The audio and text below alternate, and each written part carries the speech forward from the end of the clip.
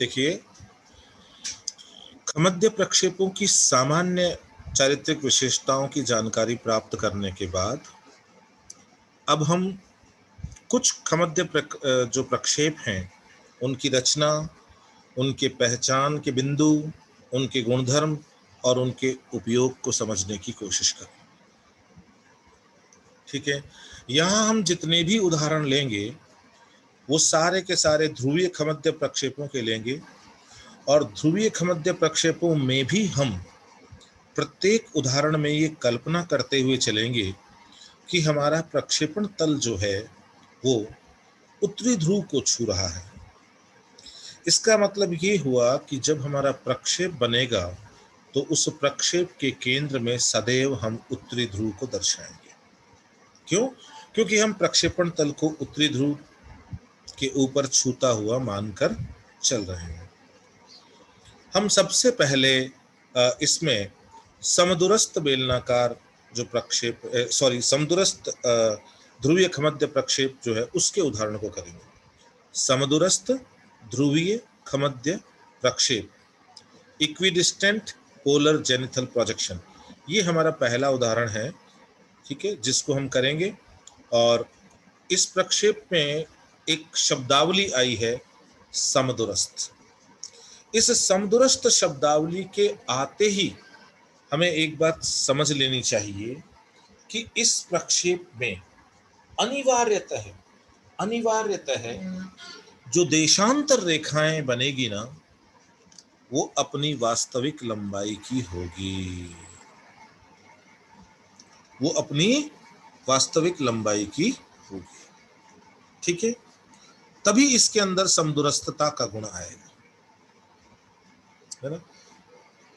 एक सरल प्रक्षेप है, ठीक है, जिसमें हम ये मानते हैं कि जो प्रक्षेपण तल है वो उत्तरी ध्रुव को छू रहा है।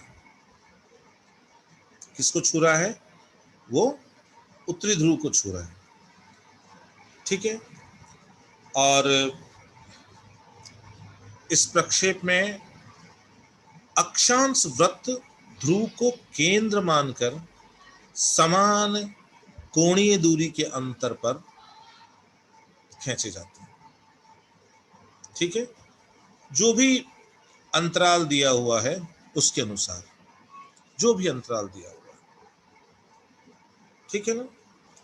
और यदि इसमें हमारा अंतराल बराबर है तो निश्चित रूप से अक्षांशों के बीच की दूरी भी बराबर होगी।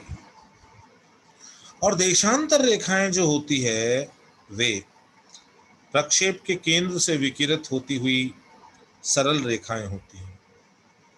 ठीक है, और अंतराल के अनुसार हम उनकी रचना करते हैं, कितना कोणीय दूरी का अंतराल हमें उसमें रखना है। और जैसा कि हम जानते हैं कि खमद्य प्रक्षेपों में हम केवल और केवल हमारा जो ग्लोब है उसका आधा हिस्सा ही एक बार में दिखा सकते हैं। अर्थात यदि हमारा प्रक्षेपण तल उत्तरी ध्रुव को छू रहा है तो हम केवल और केवल उत्तरी गोलार्ध, अधिकतम उत्तरी गोलार्ध ही इसमें दिखा सकते हैं। ठीक है, अब देखिए, समदूरस्थ बेलनाकार प्रक्षेप की रचना से पहले मैं आपको एक चीज दिखाना चाहता हूं जिससे कि आपकी कंसेप्चुअल क्लैरिटी इसके ऊपर बने। ठीक है, देखिए, यदि हम इस आभासी पृथ्वी आर निकाल के हम आभासी पृथ्वी की रचना करते हैं, ये आप बहुत अच्छी तरह जानते हो, हमने शंकु प्रक्षेपों और बेलनाकार प्रक्षेपों में लगातार ये किया है।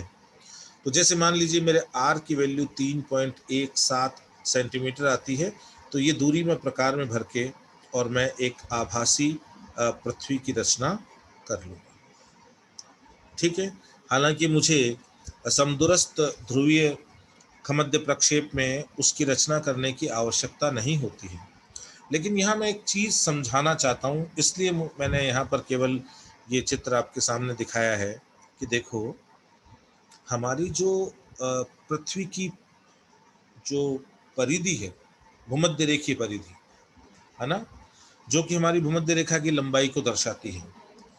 ठीक है, है ना। तो वो बेसिकली क्या होती है, वो यही जो आर है, यही जो आर है, ठीक है, उसको त्रिज्या के रूप में लेकर ही जब हम वृत्त बनाते हैं उसके बराबर होती है। ये आपको स्पष्ट दिखाई दे रहा है ना, कि यदि ये मेरी आभासी पृथ्वी है ना, और यहां से मेरी भूमध्य रेखा निकलती है, तो मेरी भूमध्य रेखा जो है, जो इस तरह बनेगी, जो इस तरह से बनेगी, तो बताइए कि मेरी भूमध्य रेखा जो बनी और उसके लिए जो वृहत वृत्त बना, उसकी त्रिज्या 3.17 सेंटीमीटर हुई कि नहीं हुई? ठीक है, इसका मतलब जब ग्लोब के ऊपर मैं भूमध्य रेखा बनाऊंगा तो आपको समझ में आ गया ना कि वो कैसे बनेगी और कितनी दूरी की त्रिज्या के साथ बनेगी। अब यदि मैं मेरे देशांतर की लंबाई, वास्तविक लंबाई लेता हूं प्रक्षेप बनाने के लिए, और ये मेरा देशांतर है, ये मेरे देशांतर की वास्तविक लंबाई है, ठीक है, और यदि मैं वास्तविक लंबाई लेता हूं तो मैं इसको सीधा करूंगा, ठीक है, और अक्षांशों के बीच की दूरी भी वास्तविक लूंगा, तभी तो देशांतर की वास्तविक दूरी मिलेगी मेरे को, ठीक है। और जब मैं इसको सीधा करूंगा तो ये मान के चलो कि वो दूरी कम से कम इतनी होगी, ए से लेकर वो ऐसे आगे बढ़ी हुई होगी। तो बताइए ये दूरी इस आर से ज्यादा होगी या नहीं होगी? अब यदि मैं आर को प्रकार में भरकर, यदि मैं आर को प्रकार में भरकर और भूमध्य रेखा बनाता हूं, इसका मतलब तो मेरी भूमध्य रेखा वास्तविक आकार की हो गई ना, ठीक है। और यदि मैं मेरी भूमध्य रेखा आर की बजाय आर से ज्यादा दूरी प्रकार में भरकर बनाऊंगा तो मेरी भूमध्य रेखा वास्तविक लंबाई से ज्यादा बनेगी कि नहीं बनेगी? बनेगी या नहीं बनेगी? बनेगी ना। बस यही चीज मैं समझाना चाहता था आपको। और ये जो दूरियां है ना, ये वाली दूरी, ये वाली दूरी, है ना, ये अक्षांशों के बीच की वास्तविक दूरियां हैं। यदि यही दूरियां प्रकार में भर भर के और यदि हम प्रक्षेप में अक्षांशों की रचना करेंगे तो हमारी देशांतर रेखा तो बिल्कुल वास्तविक लंबाई की बनेगी। लेकिन यदि हम देशांतर रेखा की लंबाई को मानक बनाए रखने की कोशिश करेंगे तो निश्चित रूप से मेरे अक्षांश वास्तविक लंबाई से बड़े हो जाएंगे। बस ये चीज मैं आपको समझाना चाहता था शुरुआत करने से पहले, ठीक है। अब हम क्या करेंगे, एक उदाहरण के साथ इसको समझेंगे, ठीक है। अब देखिए कि आपको उत्तरी गोलार्ध दिखाना है, इसका मतलब ये हुआ, और ध्रुवीय खमध्य प्रक्षेप है, तो इसका मतलब ये हुआ कि आपका जो प्रक्षेपण तल है वो उत्तरी ध्रुव के ऊपर छू रहा है, ठीक है। और समदूरस्थ प्रक्षेप की रचना करनी है, तो समदूरस्थ प्रक्षेप की रचना करने के लिए हम क्या करेंगे, जो दूरियां हैं हमारे अक्षांशों के बीच की वो शुद्ध लेंगे। ठीक ऐसा ही हमने समदूरस्थ बेलनाकार प्रक्षेपों में भी किया था, ठीक है। यहां निरूपक भिन्न हमें दिया हुआ 1:20 करोड़। इसका मतलब ये हुआ, ये जो मापनी है ना निरूपक भिन्न के रूप में, इसका मतलब ये हुआ कि मेरे मानचित्र पर 1 सेंटीमीटर की जो दूरी है वो धरातल के 20 करोड़ सेंटीमीटर को प्रदर्शित करती है,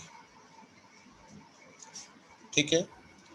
और यहाँ जो अंतराल दिया हुआ है अक्षांशों और देशांतरों के बीच वो 30 डिग्री है, अर्थात अक्षांश और देशांतर 30-30 डिग्री की कोणीय दूरी पर खींचे जाएंगे।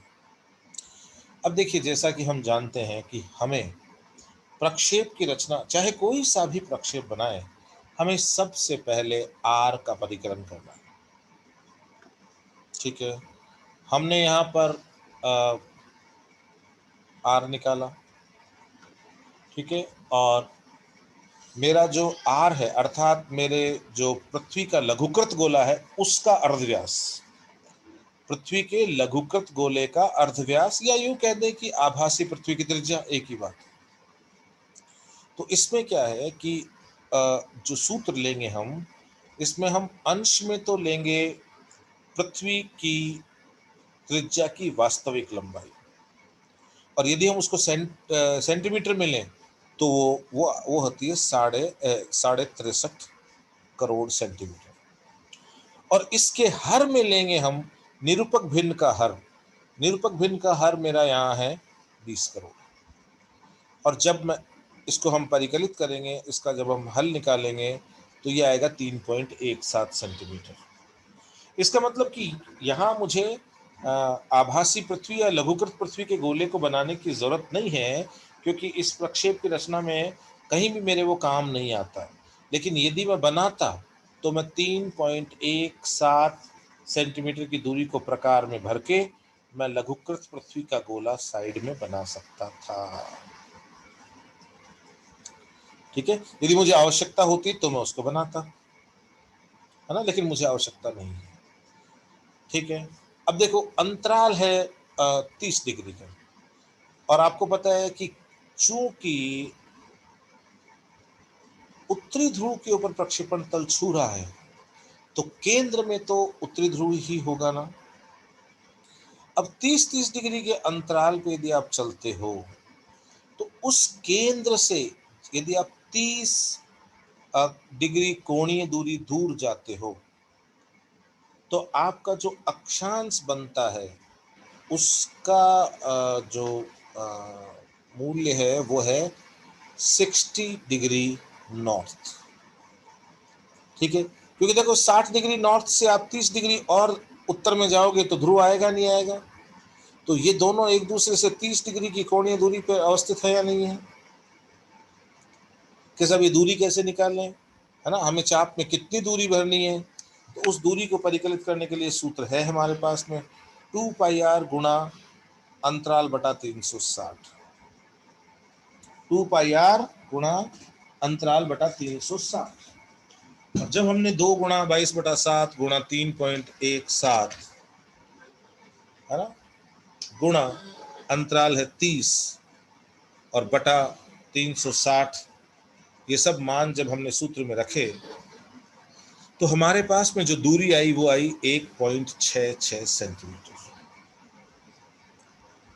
ठीक है, इसी प्रकार यदि मैं 60 डिग्री दूर जाता हूं, अर्थात 30 डिग्री उत्तरी अक्षांश के लिए मेरी जो दूरी आएगी वो क्या आएगी, यहाँ 30 की बजाय 60 हो जाएगा, अर्थात ये दुगनी हो जाएगी दूरी, तो ये हो जाएगी 3.32 सेंटीमीटर। और यदि मैं ध्रुव से अर्थात प्रक्षेप के केंद्र से 90 डिग्री दूर जाता हूं तो 2πr गुणा 90/360 अर्थात ये आती है 4.98। ठीक है, सेंटीमीटर दूरी केंद्र से, किसके लिए, उत्तरी ध्रुव से 90 डिग्री दूर जाने पर जो अक्षांश बनता है। और उत्तरी ध्रुव से मैं 90 डिग्री दूर जाऊंगा तो मुझे भूमध्य रेखा मिल जाएगी। अर्थात ये भूमध्य रेखा के लिए मेरी त्रिज्या है ना, भूमध्य रेखा वाला अक्षांश बनाने के लिए। अभी अभी मैंने आपको एक उदाहरण दिखाया था आगे जाकर, और मैंने कहा था ना कि पृथ्वी के ऊपर जो हमारी वास्तविक परिधि है ना, वास्तव में जो भूमध्य रेखा की लंबाई है वो तो 3.17 सेंटीमीटर के वृत्त की लंबाई के, वृत्त की परिधि की लंबाई के बराबर है। लेकिन प्रक्षेप में ये दूरी आ रही है 4.98। इससे ये स्पष्ट है कि जब हम केंद्र से दूर जा रहे हैं परिधि की ओर, अर्थात ध्रुव से दूर हम भूमध्य रेखा की ओर जा रहे हैं, तो अक्षांश वृत्त अपनी वास्तविक आकार से बड़े होते जाते हैं। ठीक है, जबकि देशांतर शुद्ध है, क्योंकि देशांतर पर हम दूरियां नाप नाप कर ले रहे हैं, तो देशांतर बिल्कुल शुद्ध लंबाई वाले हैं यहाँ पर। ठीक है, देशांतर बिल्कुल शुद्ध लंबाई वाले हैं। अब देखिए ये काम मैंने कर लिया, है ना। अब देखिए प्रक्षेप की रचना करने से पहले मैं आपको एक बात बता दूं कि इन सारे प्रक्षेपों में ठीक है।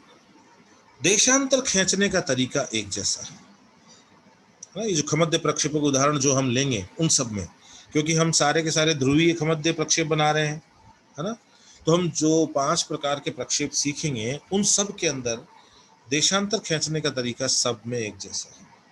आप सबसे पहले क्या करेंगे, एक एक स्ट्रेट लाइन खींच देंगे, सीधी रेखा खींच देंगे, ठीक है, और उसके बीच में कोई भी बिंदु ले लेंगे और उस बिंदु को आप नॉर्थ पोल के रूप में आइडेंटिफाई करेंगे। किस रूप में? नॉर्थ पोल के रूप में।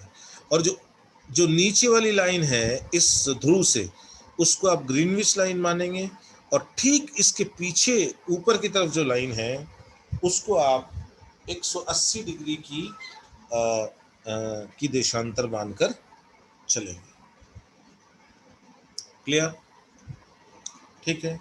अब आप क्या करेंगे, ध्रुव को केंद्र मानकर, ध्रुव को केंद्र मानकर आप इसके ऊपर सर्कल रख देंगे। सर्कल समझते हो ना, मार्केट में मिलता है, ठीक है, जैसे चांदा जो होता है वो तो सेमी सर्कल होता है ना, अर्धचंद्र होता है ना, ऐसे ही एक पूरा का पूरा चांदा, अर्धचंद्र नहीं पूर्ण चंद्र, है ना, एक सर्कल आपको बाजार में मिलता है। आप क्या करेंगे, उसका सेंटर जो है उसको ध्रुव से मिला देंगे, है ना, और बाद में देखेंगे अंतराल कितना दिया हुआ है, उतने उतने अंतराल पर, जैसे 30-30 डिग्री के अंतराल पर आप क्या करेंगे, सारे के सारे देशांतरों की रचना कर लेंगे, दोनों गोलार्धों में, पूर्वी गोलार्ध और पश्चिमी गोलार्ध, दोनों गोलार्ध, ठीक है। जो अंतराल दिया हुआ है उसके अनुसार हम जो प्रक्षेप है उसके केंद्र से चारों तरफ विकिरित करते हुए हम देशांतरों की रचना करते हैं। अभी हमें ये नहीं पता कि मेरे देशांतरों की लंबाई कितनी होगी, हम उनको थोड़ा ज्यादा लंबा करके छोड़ देंगे, ठीक है। अब देखिए, इसके बाद हम क्या करेंगे, हमारे सारे के सारे देशांतर बन के तैयार हो, देशांतरों का जाल तैयार होगा, हम हो गया। और हम ये जो देशांतरों का जाल हमने अभी यहाँ सीखा है, यही देशांतरों का जो जाल है, ठीक है, ये हमें प्रत्येक प्रक्षेप जो हम बनाएंगे, ध्रुवीय खमद्य प्रक्षेप, उन सब में हमें ये काम करना है, ठीक है। अब आप क्या करोगे, देखो कि आपको बीच में है ध्रुव, अब आपको क्या करना है, 60 डिग्री का, क्योंकि ध्रुव से 30 डिग्री का अंतराल है, तो 60 डिग्री का उत्तरी अक्षांश होगा, तो 60 डिग्री का उत्तरी अक्षांश बनाना है। तो 60 डिग्री के उत्तरी अक्षांश बनाने के लिए आपको ध्रुव से कितना कोणीय दूर चलना पड़ेगा, 30 डिग्री। कितनी कोणीय दूरी, 30 डिग्री, ठीक है। इसलिए आप क्या करोगे, इस 30 डिग्री जो चाप की लंबाई है ना, 30 डिग्री अक्षांश के लिए, है ना, अर्थात 30 डिग्री कोणीय दूरी के लिए, इसको प्रकार में भरोगे 1.66, प्रकार में भरा, और आपने क्या किया, एक सर्कल बना दिया, 1.66 दूरी प्रकार में भरी और एक सर्कल बना दिया। और ये सर्कल जो है ये मेरा 60 डिग्री का उत्तरी अक्षांश हो जाएगा, ठीक है। इसके बाद देखिए आप, इसके बाद आप क्या करोगे कि या तो आप इस दूरी को दुगना कर दीजिए, क्यों, क्योंकि आप बराबर बराबर दूरियां लेके चलते हैं, है ना, या आप क्या करिए, 2πr, अब 60 डिग्री दूर जाना है ना, इस ध्रुव से 60 डिग्री दूर जाना है, तभी तो 30 डिग्री उत्तर का हमें अक्षांश प्राप्त होगा। तो आप क्या करिए, यहां रखिए 2πr गुणा 60/360। तो ऑब्वियस सी बात है कि हमें 1.66 से दुगनी लंबाई प्राप्त होगी, वो होगी 3.32 सेंटीमीटर। आप इसको प्रकार में भरेंगे, ठीक है, प्रकार में भर के, और ये 30 डिग्री वाला अक्षांश आप बना देंगे, और ये 30 डिग्री वाला अक्षांश इस ध्रुव से 60 डिग्री कोणीय दूरी पर है, ठीक है। अब देखिए, अब 30 डिग्री और दूर जाएंगे, क्योंकि अंतराल आपका 30 डिग्री है, तो आपका भूमध्य रेखा आएगा, और भूमध्य रेखा आपके ध्रुव से 90 डिग्री कोणीय दूरी पर है, 90 डिग्री कोणीय दूरी पर है। ठीक है, तो आप क्या करेंगे, 2πr, देखो इसको 2πr गुणा 90 है ना बटा 360, और जब इसको हल करेंगे ये आएगा 4.98। आप प्रकार में 4.98 की दूरी भरेंगे, फिर प्रकार का नुकीला हिस्सा यहाँ रखकर और 4.98 की दूरी भर के, और आप ये भूमध्य रेखा जो है ये बना देंगे, आपका प्रक्षेप बन के तैयार। ठीक है, अब आप देखिए कि जो आपका लघुकृत पृथ्वी है उसका अर्धव्यास जो है वो तो है मात्र 3.17 सेंटीमीटर। कितना है, 3.17 सेंटीमीटर। ठीक है, तो आपकी जो लघुकृत गोला है पृथ्वी का, उसकी यदि आप वास्तविक भूमध्य रेखा की लंबाई देखें, है ना, तो वो कितनी आएगी, वो आएगी 2πr, है ना, और यहाँ r की वैल्यू रखोगे आप 3.17। ठीक है, लेकिन आपके प्रक्षेप में r की वैल्यू कितनी आ रही है, 4.98 भूमध्य रेखा के लिए। ठीक है, 4.98। इसका मतलब ये हुआ कि भूमध्य रेखा इस प्रक्षेप में अनिवार्यतः अपनी वास्तविक लंबाई से ज्यादा बड़ी दिखाई दे रही है। ठीक है, और वास्तविकता ये है कि इस प्रक्षेप में देशांतर तो बिल्कुल अपनी वास्तविक लंबाई के हैं। क्यों? क्योंकि आपने अक्षांशों के बीच के अंतर को नाप नाप के लिया है, इसलिए देशांतर आपके सारे शुद्ध हैं। लेकिन आपके अक्षांश वृत्तों की लंबाई जो है वो धीरे धीरे बढ़ने लगती है जैसे जैसे आप भूमध्य रेखा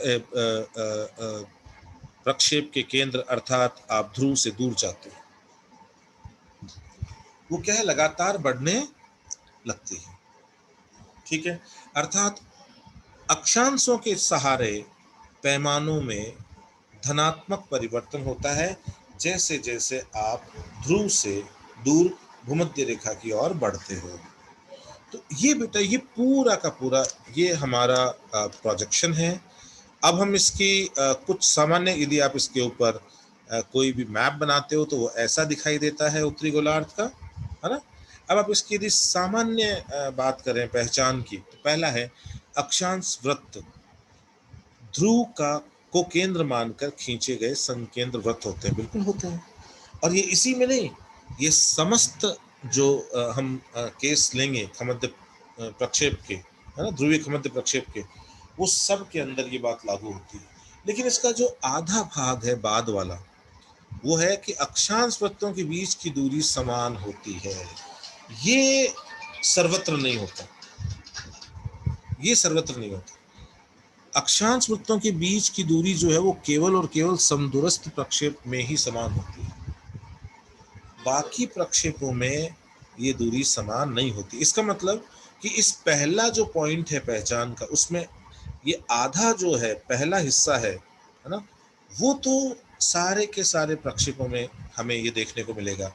लेकिन ये जो आगे वाली बात है कि अक्षांश वृत्तों के बीच की दूरी समान होती है, ये केवल समदूरस्थ प्रक्षेप के केस में होता है। फिर देखिए, देशांतर रेखाएं ध्रुव से यथार्थ कोणीय दूरी के अंतर पर विकिरत सरल रेखाएं होती है। यथार्थ कोणीय दूरी क्यों लिखा है?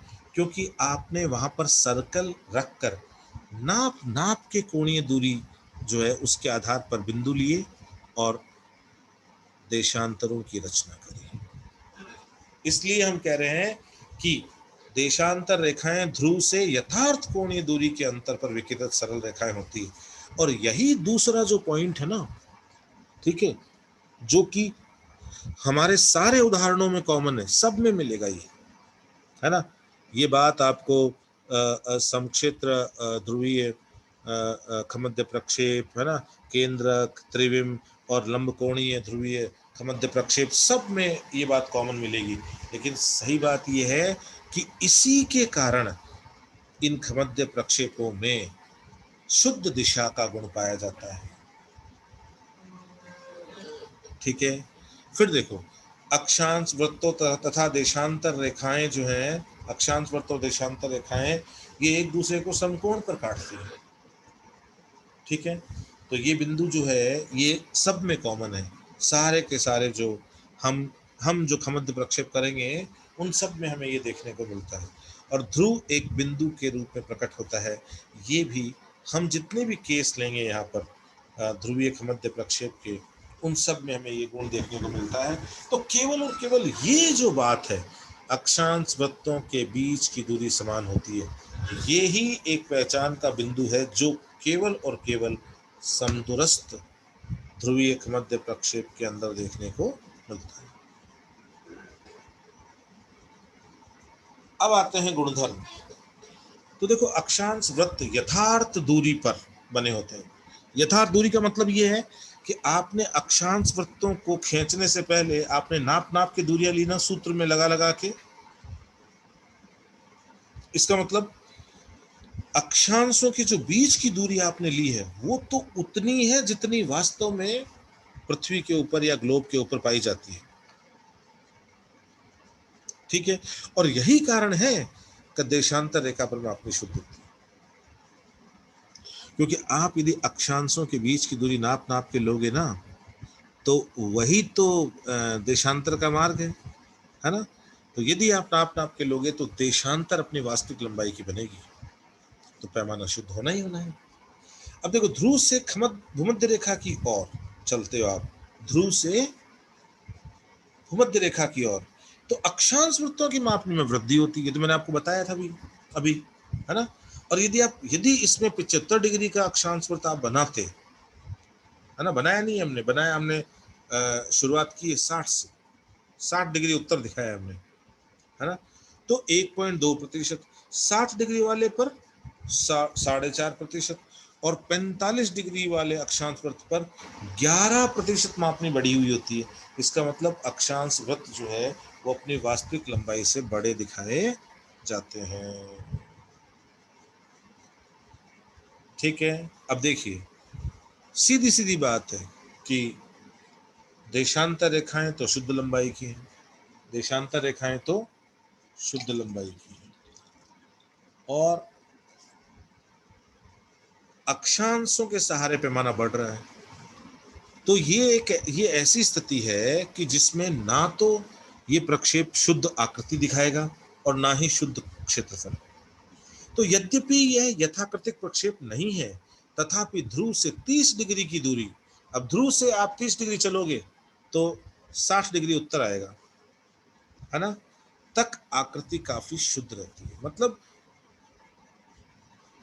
ये अक्षांश है वो शुद्ध लंबाई के तो नहीं है, लेकिन केंद्र के बिल्कुल समीप समीप यदि 30 डिग्री दूरी तक चलते हो तो अशुद्धता बहुत कम आती है और आकृति काफी शुद्ध होती है ना।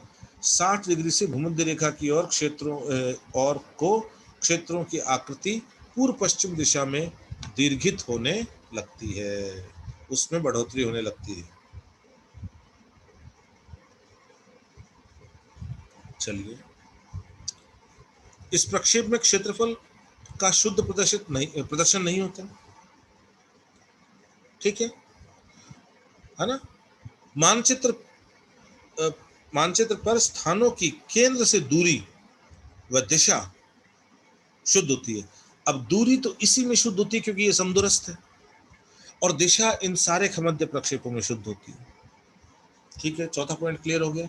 इसका मतलब इस प्रक्षेप में समदूरस्थ, क्योंकि नाम से ही पता लग रहा है कि ये समदूरस्थ प्रक्षेप है, तो एक तो समदूरस्थता का गुण होता है, और एक सदिश ये सारे होते हैं, जितने भी खमध्य प्रक्षेप हम करेंगे वो सब सदिश हैं। ठीक है, लेकिन हाँ, इसमें क्षेत्रफल और आकृति संबंधी शुद्धता देखने को नहीं मिलती। हालांकि ये अशुद्धता बिल्कुल ध्रुव के समीप लगभग लगभग 30 डिग्री कोणीय दूरी के भीतर भीतर ये अशुद्धता की मात्रा थोड़ी सी कम होती है। अब इस प्रक्षेप पर अधिक से अधिक ग्लोब का आधा भाग प्रदर्शित किया जाता है। ठीक है, जैसे हमने बात की थी ना कि इस प्रक्षेप में हम पूरे संसार को एक साथ नहीं दिखा सकते। ठीक है, हम ज्यादा से ज्यादा एक गोलार्ध दिखा सकते हैं बस।